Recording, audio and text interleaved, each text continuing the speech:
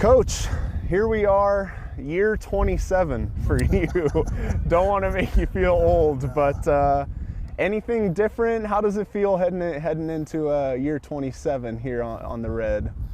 Well, I think it's always different because your team is different, and hopefully you learn from some mistakes, whether it be on the field or off the field. We're always a work in progress, so are our players, always continuing to learn. But I will say in the off season, I think one of the head coaches mentioned that every year as a head coach, it's almost like it's like a coach year, kind of like a dog year. Like every year as a head coach is like 6 years as an assistant. And I don't know if I would have believed that the first 3 or 4 years being a head coach, but it's certainly more than a 1-to-1 ratio, assistant coach to head coach. And so. But it's a new crew. You always get excited about the new guys coming in, and the guys you recruited and signed in December and February, and all of a sudden they're here in August, and some of those guys were around in summer, but you're not playing football really until August. So, being a week plus in, we still got a ton of work to do, but we're so far ahead of where we were last year and years prior to where it had a lot to do with a lot of the guys staying around. We had about 85% of our roster stay around the entire summer. So, and our summer's only 6 weeks, but they did a heck of a job, and they took it upon themselves as leaders and veterans to get those guys up to speed so we can be as seamless as we can as we go into the practice setting. You mentioned kind of the summer, and before that, even the last time we talked, you said in January we had to challenge the mental fortitude of this team. To see guys start doing work then and decide that they were all going to stay here this summer and try and wash away last season and get better, seeing that as a coach, seeing players take that ownership of this program, what does that mean to you? Well, the best teams are coached by their teammates. We kind of put the parameters in place and they run with the parameters. And so from the time we said we were going to do our first winter ball, which is our winter conditioning segment of things in January, don't think that's ever been done here.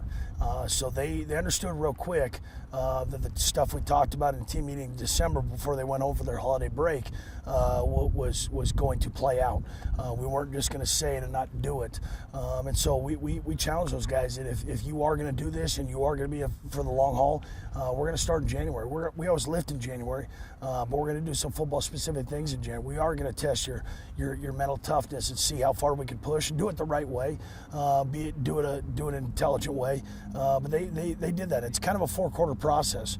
The off season starts in December and January, depending on when you get done. That's kind of the first quarter. The second quarter is spring football. The third quarter is summer, and then now we're in the fourth quarter, which is really the longest quarter from August until December. So we want to play well in the fourth quarters of games. So we've got to continue to find ways to be better for the length of this fourth quarter of the air quote calendar in terms of August through December. So again, they took it upon. They had a ton of meetings. They challenged themselves. They challenged us as coaches. And like I said, we were able and are able to do more things sooner because of what they're capturing, what they've done, and what they put in place foundationally from January till now. And those guys trying to make last year an anomaly. Obviously, this is not what this program has been. Tons of success, tons of history. After last year, seeing these guys come in and decide from the very beginnings this year is going to be different. Who were some of the guys that you saw early on that took it upon themselves to try and rally the troops? Because this couldn't have been just a 1 or 2 guy effort. Well, I think first off, it hurts more when you're not used to it. And whether it be fans, whether it be administrators, whether it be coaches, or the players that play the game, I think that hurts you a little bit more when you're not accustomed to those wins and losses. We talk about it all the time, where we're judged, we're evaluated fairly or unfairly by wins and losses. And we only get 11 of those scheduled. There's a ton of work that goes in, and I've expressed that many times in our conversations over the years, where there's so much time spent outside of the Saturdays when they're keeping score. Wins are precious, don't get me wrong, but it's way more precious watching a guy finish his walk on the stage rather than his eligibility on the football team. Guys like Efton Chisholm, Darian Sampson, Brock Harrison, Trey Mason, Nolan Olm, Ben Voigtlander, which is a young guy that stepped up. Kikoa Vesperas, Marlon Jones, Kentrell Williams. There's too many guys to name, and therefore I'll leave some guys out. But it started, and it was kind of what they thought is we need to rebuild the DNA. We lost sight of who we truly were before some of those guys got here, and who we intend to be. And so we're slowly putting that DNA back together. We didn't lose it; it just got kind of. We're reconfiguring it. So there's a ton of guys, and it started to be more guys as the weeks went on. But a lot of those discussions and conversations were players talking to players, and they realized it. Some of that is because after it was done, looking back is a lot easier to go, wow, that really did happen. We weren't as accountable as a team and as a coaching staff. And so we're trying to get it done and out of the way right in the moment, instead of waiting for the moment to be over, then to correct whatever needs to be corrected. And they've done a fabulous job up to this point. Never perfect, and we don't know what that looks like. The success can be defined in many different ways. But up to this point, January until August, having been around 27 years, 23 as a coach, I don't know that I've seen a collective bunch challenge each other as much. And there's going to be some chippiness. There's going to be some competitiveness. That's who we are. That's who we should be. But we need to get back to what we do. And that's to be tough. That's to be coachable. That's to be technical. To have and be on the right side of the scoreboard on Saturdays. From a head coach's perspective, coming off of last season, there's probably a lot of pressure and chirping from administration, from fans, from boosters, to change things. A lot of the coordinators, a lot of the coaches are the same from last year. What makes you believe in them as coaches that they can lead this team to greater heights despite what happened last year? Well, it's easy. Easier said than done. But having coached offensive line for 16 years, that's not a microwave position. That's an oven position. It's going to take time. You can't just turn the dial up and put it at 425 when it's supposed to be at 375. You can. It's not going to turn out the way you intend it to be. And so we got to get out of our own way, and the noise is outside of our four walls, where everybody wants change when it doesn't go right. Everybody wants the microwave instant success. They want to do the minute rice, not put the rice in the rice cooker, because it's faster. It may not be better, but it's faster, and it gets done to a certain ability. And with anything that's good, it takes time. And sometimes when you've had a long run of success, a lot of people start believing we're good because we're good. We're going to win because we've won. That's a fixed mindset. We want to be a growth mindset. And as I mentioned before, maybe one of the best things that happened to us is we looked in the mirror and we weren't what we thought we were going to be last year. But that's the way sports are. You're evaluated and judged based on the success when they keep score. Not too many people are out here for practice and games and lift and meetings and summer access, but these kids and these coaches are. So we know the inner workings. It's not going to be perfect, but I've challenged those guys, and I've challenged everybody. I mean, pressure is a privilege. We're not going to fold under pressure. It's one thing I said about 10 years ago. I cannot stand to press or try to press the P button on the keyboard, because there's no panic. If you panic, you've lost it. It's chaotic. And you're always going to fall back to your habits in chaotic moments. And so we've got to develop better habits and break some of the old habits, get into some of the new habits, and then we can fall back on those new habits that are created in those chaotic and unforeseen moments. But it's an oven-driven business, but everybody looks at it as a microwave business, and it's unfortunate because that's not the way it was, but that's the way it is. So it's the life we live. The coach expects success, players expect success, and they want it now. But you probably don't. You probably don't appreciate success as much if it's instant. Because there's less learning if you have instant success, or there's less listening maybe if you have instant success. So everything's built. Some things you've got to remodel rooms sometimes, and that's what we're in the process of doing. You mentioned the new players you've brought into the program, especially with the transfer portal over the last couple of years becoming so prevalent. You get a little bit lackluster in depth at a position, you're able to hop in the portal and get some guys. One name I heard the first day of fall camp today, Ben Allen from Bucknell, a couple of other guys that have been mentioned a lot. What do bringing those guys in, guys with experience, bringing them into the program to kind of shore up positions, how important is that in today's game of college football? Well, I think it depends on who you talk to. We're still going to be a high school developmental program, but you need some putty at times in certain positions because you don't have 2 or 3 years to groom somebody to be ready. What I do know, and us coaches have talked about it, they've been in a 4-year system. For whatever reason, it didn't work out where they were. So they've done the lifting, they've done the meetings, they've done the summers. They know what it takes at a 4-year institution, or at least seen kind of the guidelines of it. So they've kind of done it. So there's less teaching with those guys, and so they can kind of fit in sooner and know what's expected of them a little bit from a collegiate standpoint. High school guys are going to take some time.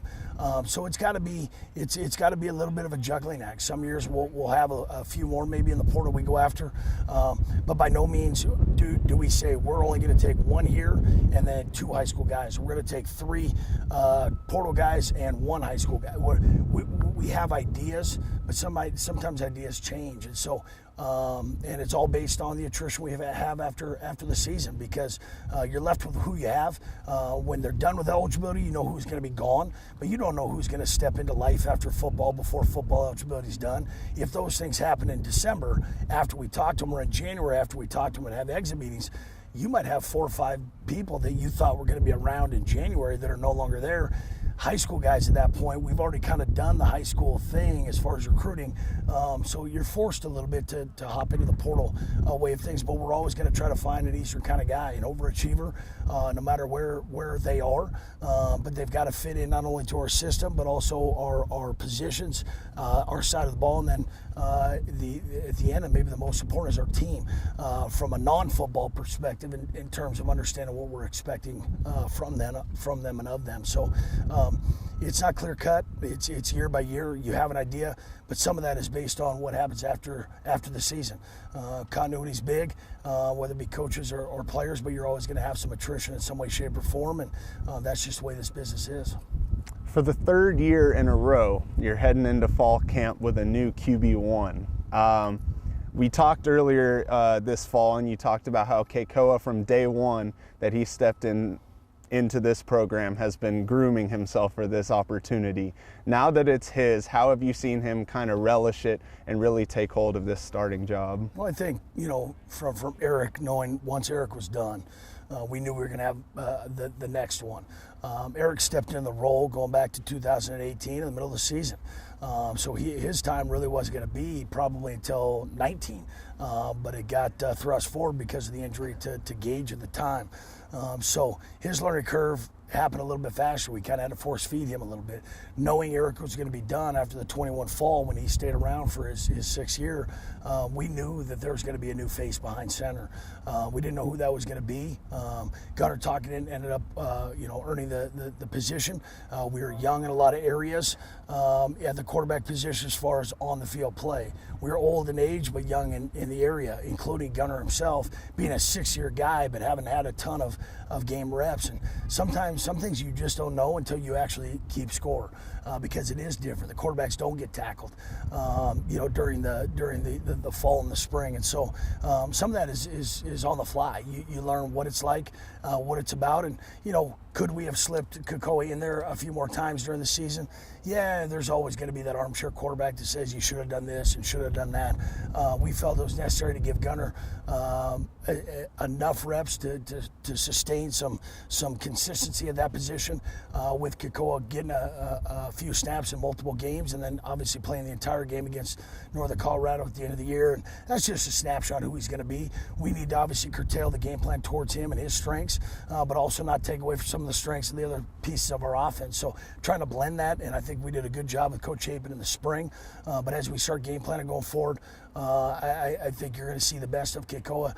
Loves the game, has a fun time playing it, enjoys it. With wins or losses, you got to take losses because they're going to happen. And he's going to learn those things as he gets along the way, whether they be plays or series or games. It's going to happen. It's bound to happen. But he's competitive with himself. He's competitive with the guys that are behind him on the depth chart, and he doesn't look at it as his spot. He looks at it as, I still have to earn it, because the future is something we can't that we can't unravel until we're in the present time. And so he wants to stay in the moment. He wants to continue to compete against himself, probably more than his teammates, which is a good thing because it's not about what the others, it's about himself. And so I think he's taken the mindset on to say, you know what, it's not mine until it's mine, and when it's mine, I got to continue to keep putting one foot in front of the other. And done a really good job up to this point, and he's got a lot of leaders on that side of the ball to help him from a vocal standpoint too, so he can just play. On the defensive side of the ball, I talked to Coach Ulrich, and I was asking him about how, the sack totals were so down last year, but he said the defense is going to focus on stopping the run on first and second down because you're not going to get as many opportunities to get sacks on third down if you don't stop the run. So do you adhere to that mindset? And especially in the Big Sky, a lot of teams like to run the ball. How important is it to stop the run this year in order to get you in better situations for loss of yardage? It's always first down on both sides, right? If you're highly successful on first down, no matter what you're doing, you set yourself up for better successful moments.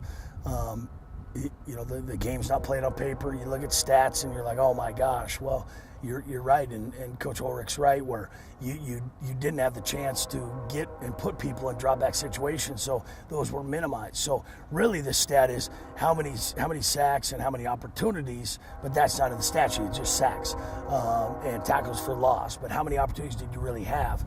Tackles for loss, all of a sudden the team throws 75 times a game, you're probably not going to have a bunch of TFLs. So stats can be deceiving, number one. We weren't close to being as sound as we need to be on defense. And I think part of our sack totals, part of our run stopping totals, part of our overall defense from a yardage standpoint is we felt defeated too much mentally. We were defeated physically at times, which led to the mental defeat. And all of a sudden you do that, how motivated are you to get to the quarterback when you finally do get a 3rd and 9? And so we got to stay out of those pockets. But it all starts on first down. First down success usually leads to better 3rd down opportunities. And so it's all about first down. So as weird as that sounds, you talk about 3rd down, the direct correlation without putting it on paper is first down success. And so the more times we can do that, the more opportunities we can put DBs in better situations because of the pressure on the quarterback or to get the quarterback off the spot, the better defense we're going to be. And we just got to play football. We got to get out of our own way sometimes. That's kind of been part of our MO last year. Last year. We try not to bring that up too much, but let's learn from last year. We couldn't get out of our way of our own shadow sometimes. And so it wasn't necessarily about the opponent or the situation. It was almost our own selves. And so if we can get over that hump, then we can start focusing on situational football and who we're facing in those moments. Heading into this season, you look at your schedule. Doesn't really get any easier from last year. A lot of people are saying the Big Sky is one of the best conferences, if not the best conference in the FCS right now. When you look at your schedule year after year and you keep seeing these tough matchups, does that excite you, or is that something that's just like a product of how good this conference has become? I think it's a combination of both. I think the conference, you have 8 league games. So, and some again, it's the armchair quarterback that says, oh, they don't play this, or they only play the top 2 teams, or they play the bottom 8 teams, or however the schedule is. The Big Sky sets the schedule years in advance. And depending on how good that team or that program is at that time, depends on what they look like at that time. So you can look 4 years down the road and go, oh, that should be, a pretty healthy schedule. And all of a sudden, before you know it, you got a coaching change, you got a quarterback to start for the first time. Things can happen over time. It's a big applause to the coaches in the conference, the players in this conference, and to the administrators in this conference to try to not only put us on the map, because we've always been on the map as a conference, but be in the conversation of the best conference in the nation. We've always strived towards that, but Tom Wistersill said from the get-go, we will be the #1 conference in the nation. And it's up to you guys, us 12, 13 at the time, but us 12 now, to get that done. And our coaches have done a great job, which means, again, it's going to be a gauntlet when you go play 8 league games. You're going to find yourself playing 8 of the 11 teams, miss 3, and I hope to heck that you don't say, good, I missed them. That's not a competitive mindset. So at the end of the day, we want to set ourselves up for competitive football games. Sometimes 3 years down the road, they become more competitive than you thought. Sometimes they become less competitive than you thought. It's all kind of what happens as we go into the game. But it's certainly a blend of both. We set our non-conference schedule, and sometimes we're only allowed certain opportunities to play non-conference games. It's not like you got to pick and choose who you're going to play, when you're going to play them, and where you're going to play them. The conference is set. We find the other 3 games, and those are the games we play. But by no means are we going to try to play a less competitive non-conference schedule just because the conference is so competitive. I think you're doing the kids a disservice, because you get into conference, then someone says the non-conference didn't get us ready for conference. So again, it's another juggling act, trying to find out what your balance is. And again, they all count, they all matter. In some cases, sometimes the non-conference games mean more than the conference games. And so, but those things are done 3, 4, sometimes 5 years in advance. So every year it's going to be different. 5, 6, 8 years from now, we could be talking about why is the conference not as good as it was 10 years ago? Because 10 years ago from now, in 2013, it wasn't as healthy as it was. We all know that, fans included, even though the fans may not want to believe that, it wasn't as top-heavy as it is now. And just 2 quick ones for you before we get you out of here. Going back to 2018 when Eric was the quarterback and I was interning and asking you questions back then, I noticed your cadence for your quarterbacks has stayed the same throughout. The Tyler. Can you explain what that comes from and how did that all get started? Oh, we mess with some different cadences. Each coordinator that comes in kind of messes with what it looks like and what it sounds like, and so it's just more of a small town feel. Next to Cheney, there's certain things that we do that are just within our circle of offensive guys, knowing what we do and what we say and what it means and what we're going to do when it means something. So we do dabble with changing up our cadence, but there's only so much you can do with your cadence each and every year. So coordinator driven, but there are some similarities, but there are some subtle differences that maybe you, even as an intern, didn't realize now as a full-time guy. Realize it might sound the same, it might look the same, but it might all be different when it's all said and done. So it's kind of an Eastern thing, kind of a Tyler thing. Gotcha. And then the last question for you, right now there's a lot of uncertainty in college athletics, a lot of schools deciding to do different things. In general, what are kind of your thoughts on conference realignment as a whole and kind of seeing the landscape of college football right now and what's been going on?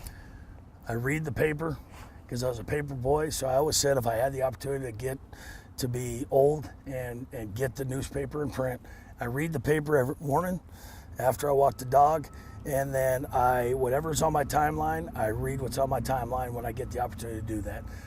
My thoughts don't matter. And I don't want them to matter because of all of a sudden we have discussions about that.